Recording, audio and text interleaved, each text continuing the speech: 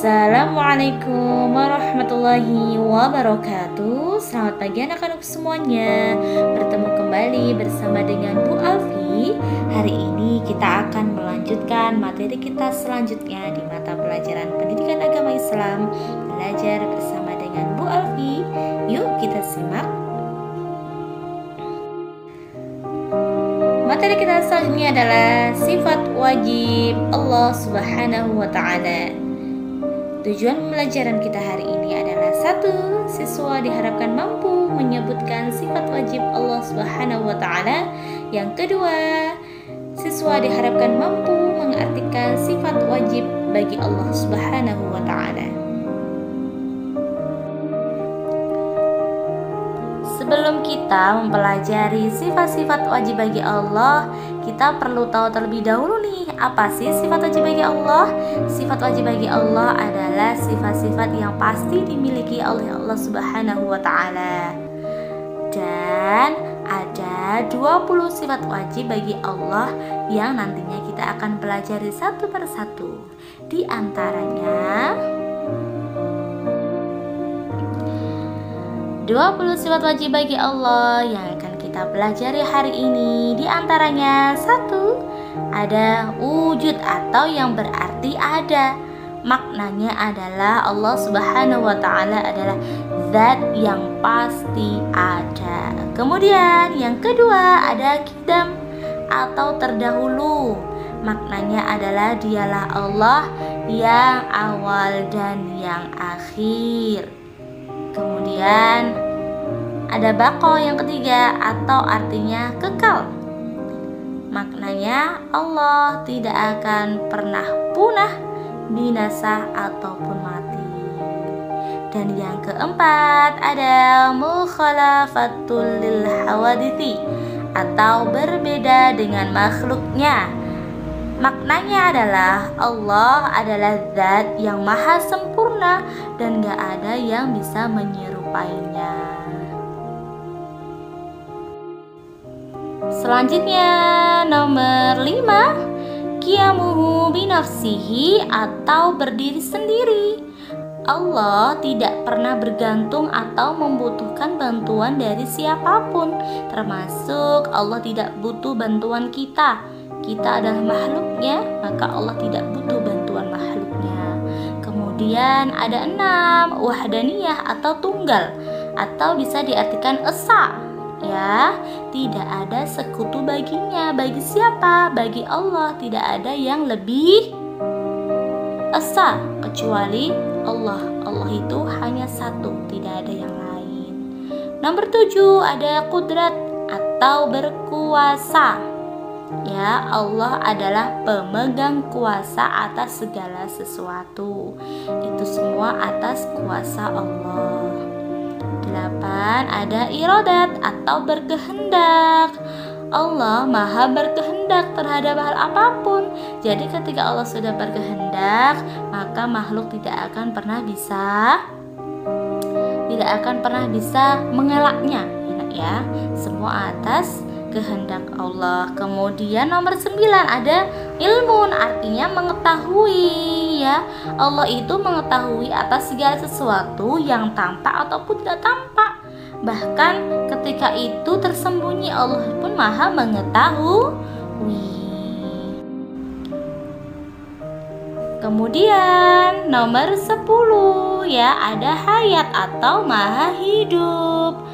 Allah maha kekal, ya, dan hidup selamanya. Bahkan di hari akhir nanti Allah pun masih kekal, ya nak, ya. Padahal hari kiamat itu adalah ya hancurnya semua, musnah kecuali Allah. Kemudian ada 11 sama atau mendengar, ya.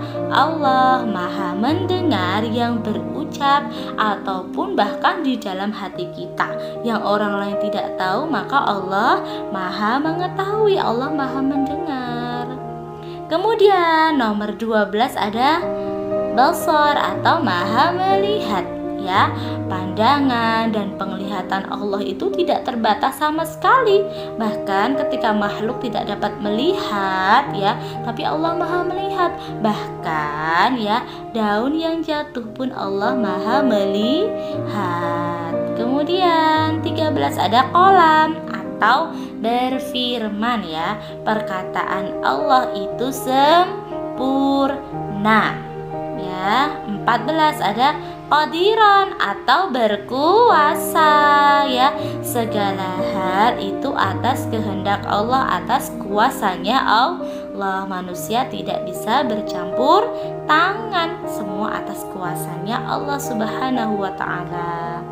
Nomor 15 ada muridan atau berkehendak ya. Ketika Allah sudah mentakdirkan, maka tidak ada yang bisa menolak takdir tersebut, termasuk kita manusia. Ketika Allah sudah mentakdirkan untuk urusan kita, untuk hidup kita, maka kita tidak akan bisa menolak. Kemudian nomor 16 ada aliman atau maha mengetahui segala sesuatu ya. Tidak peduli apakah hal itu ditampakkan secara langsung atau disembunyikan. Jadi ketika kita menyembunyikan segala hal ya, sesuatu mungkin manusia bisa tidak melihat, tapi Allah Maha mengetahui. Bahkan ketika kita menyembunyikannya ya, tapi Allah tetap Maha mengetahui. Kemudian nomor 17 ada hayyan atau hidup ya. Allah tidak akan mati, tidak akan tidur ataupun lengah ya. Jadi ketika manusia itu bisa mati, manusia itu bisa tidur, bisa lengah, maka Allah tidak akan pernah mati, tidak akan pernah tidur, dan tidak akan lengah pula. 18 ada sami'an atau maha mendengar ya. Allah Maha mendengar pembicaraan, permintaan ataupun doa dari hambanya. Jadi ketika kita berdoa kepada Allah, maka Allah pun Maha mendengar. Allah pasti mendengar dan Allah pasti akan mengabulkan doa kita. Nomor 19 ada basiron atau maha melihat. Allah dapat melihat setiap perbuatan kita ya. Meskipun perbuatan kita itu tidak diketahui oleh makhluk, tidak diketahui oleh manusia, tapi Allah Maha melihat. Jadi ketika Allah Maha melihat perbuatan kita ya, jadi kita harus berusaha untuk senantiasa berbuat baik ya kepada siapapun. Nomor 20 yang terakhir ada mutakalliman atau maha berfirman. Nah, ketika Allah berfirman maka terwujud di dalam kitab-kitab suci. Salah satunya adalah kitab suci kita nak, umat muslim. Apa nak? Al-Quran. Isi dalam Al-Quran itu adalah firman Allah atau perkataan Allah yang maha sempurna. Itulah 20 sifat wajib bagi Allah yang sudah kita pelajari hari ini. Kemudian tagihan untuk kalian adalah buatlah peta konsep sifat wajib bagi Allah yang telah kita pelajari hari ini agar memudahkan kalian untuk membaca dan mempelajari kembali. Kerjakan di buku tulis daring. Terima kasih. Sekian dari Bu Guru. Wassalamualaikum warahmatullahi wabarakatuh.